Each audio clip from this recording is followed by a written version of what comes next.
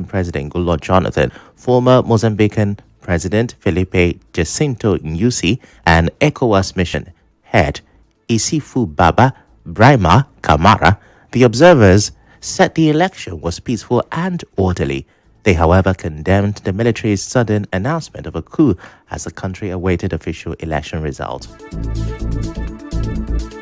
Moving on now, President Bola Tinubu has nominated 3 non-career ambassadors for Nigeria's missions in the United States, the United Kingdom, and France. The nominees are Ayodele Oke, retired Colonel Lateef Are, and Amin Dalhatu.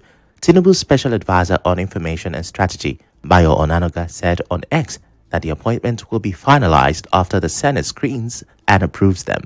The president had sent the nominees to the Senate on Wednesday for confirmation. And now to security. President Bola Tinubu on Wednesday declared a nationwide security emergency. The president also ordered more recruitment into the Nigerian armed forces and the police.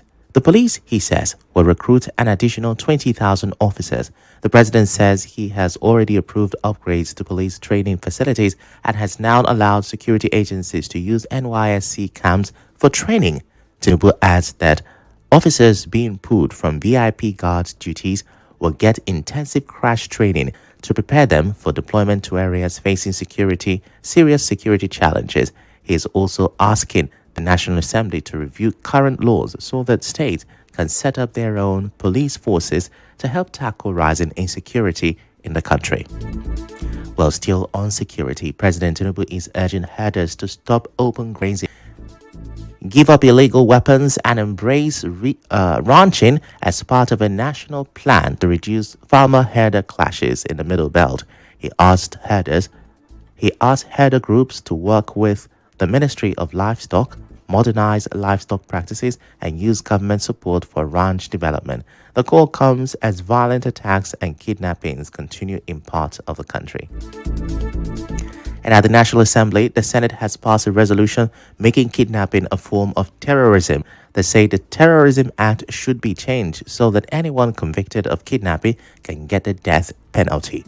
The resolution was made during plenary on Wednesday. According to the Senate, once someone is found guilty of kidnapping, the death penalty must be applied, while the Senate is proposing measures to serve as a deterrent to terrorists. They've kidnapped a 16-year-old boy and 6 girls in Wari Area Council of the FCT.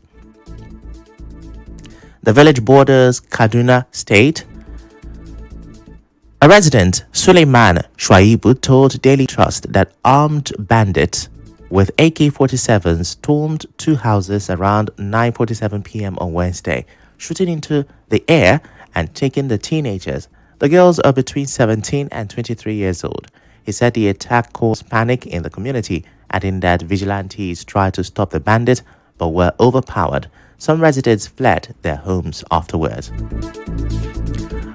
We go on a quick break now. When we return, former Minister Timipre Silva writes EFCC seeks new date to answer fraud allegation. Stay with us.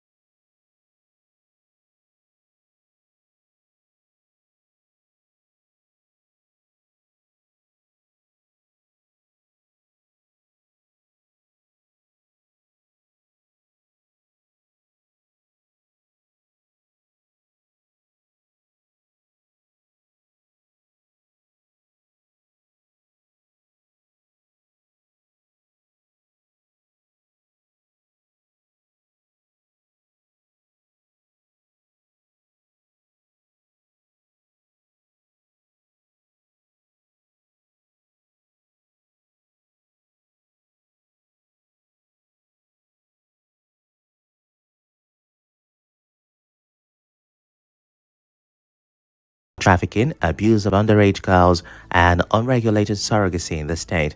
The government says it will introduce new laws to stop the trend.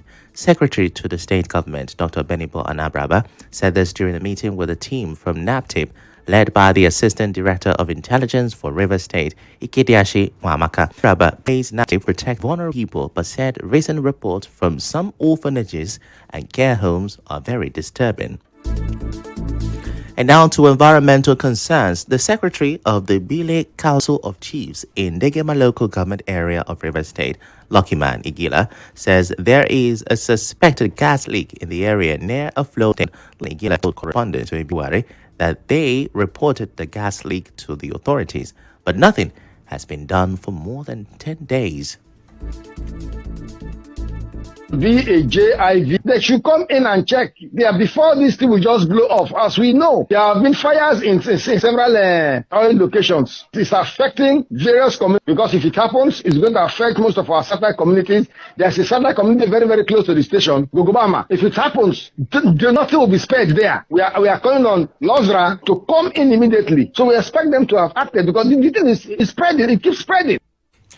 The community chief said people who live close to the flow station are now running away because they fear there may be an explosion. Now, in politics, public affairs analyst Peter Ijoma says Nigeria's democracy is still alive.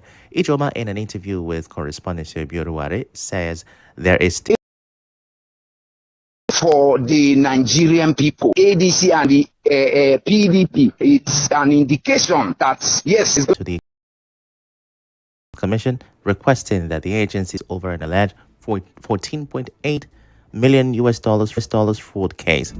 In a letter signed by him and addressed to the EFCC chairman, Silva insists that the move by the Commission to declare him wanted was unnecessary and premature. The correspondence, dated November 12, but acknowledged by the EFCC on Wednesday, November 26, informed the agency that the EFCC invitation. Now we go straight to business. After Dangote refinery and major depot owners cut their ex-depot prices, as of today, NNPCL is selling petrol at 939. Now, filling stations have also adjusted their prices. The price cuts follow reductions by Dangote refinery and depots such as Pinnacle and ITL, which lowered their ex-depot prices by at least 10 naira.